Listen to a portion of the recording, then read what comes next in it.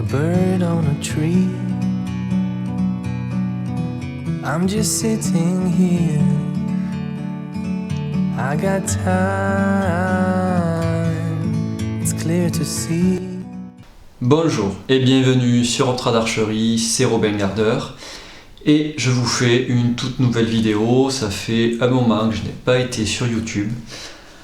Beaucoup de changements dans ma vie, changements de région et tout. Je vous ai déjà expliqué ça dans une de mes dernières vidéos qui doit dater du mois d'octobre, pas loin.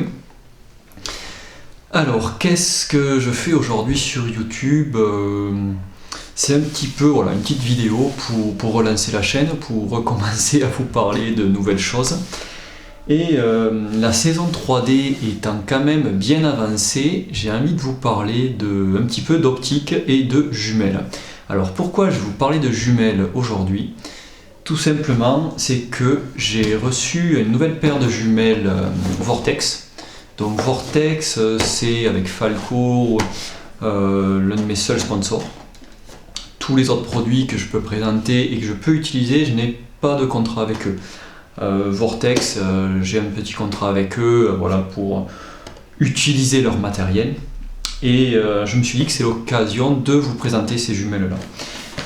Donc c'est des jumelles que j'ai reçues hier, donc Viper HD, donc j'avais les mêmes, je les ai changées parce que j'ai eu un petit souci, j'avais rayé un optique sur ma paire de jumelles. Et du coup je les ai renvoyées en SAV et ils m'ont renvoyé une paire de jumelles neuves. Alors déjà, boîte assez sympa, joli packaging. On voit donc la paire de jumelles présentée, toutes les explications derrière. Donc on va voir ça maintenant un petit peu ce qu'il y a à l'intérieur.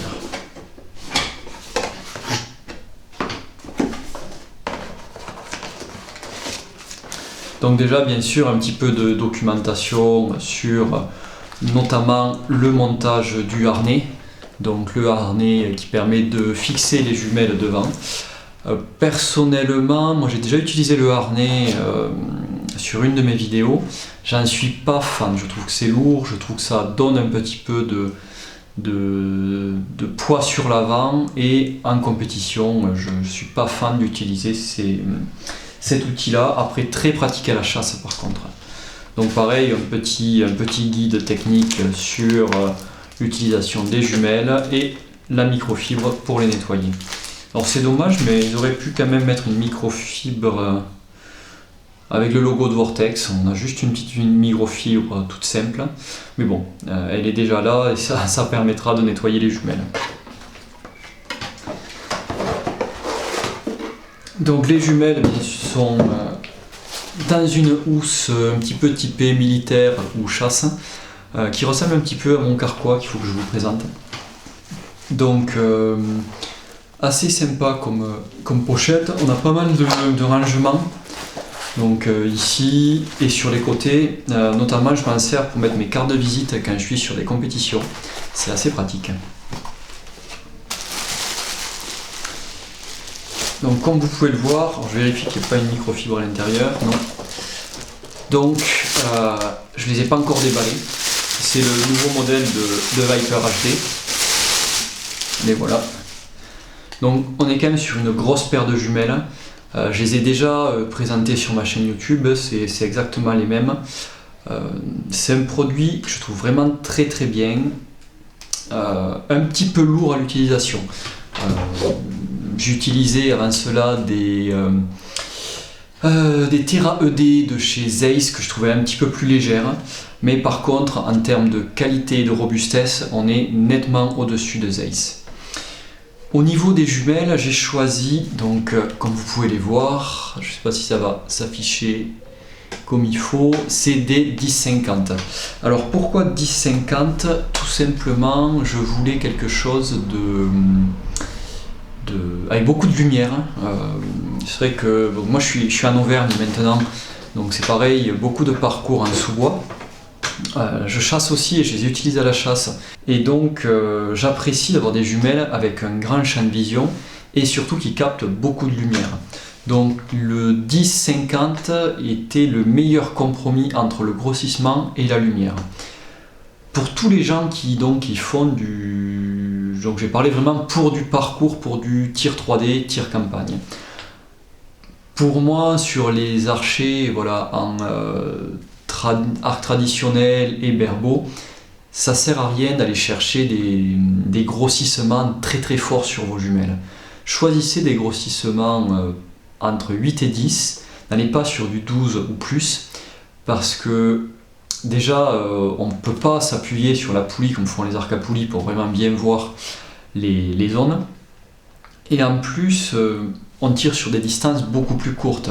Même en tir campagne, avec des jumelles grossissement 10, vous verrez suffisamment bien la cible et vos impacts en cible.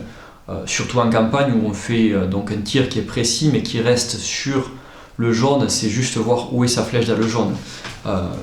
Donc 10 pour moi est le grossissement parfait pour ce genre de tir.